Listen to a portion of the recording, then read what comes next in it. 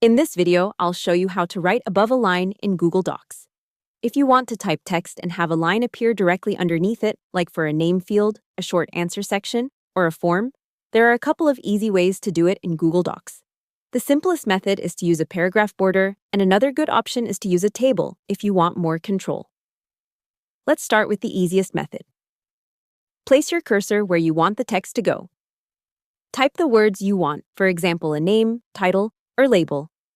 Then keep your cursor on that same line, go to Format, then Paragraph Styles, and choose Borders and Shading. From there, turn on the bottom border only.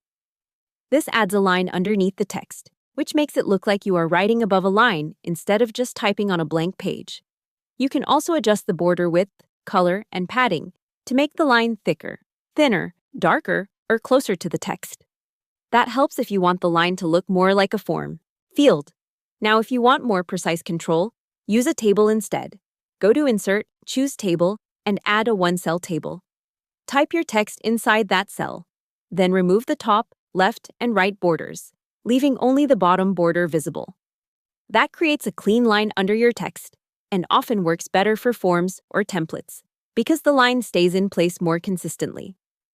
If you need a more custom design, you can also go to Insert, then Drawing, then New, and add both a line and a text box there. But for most people, the paragraph border method or the one-cell table method is the fastest and easiest way to write above a line in Google Docs. Hope the tutorial was helpful. Subscribe to my channel and see you in the next video.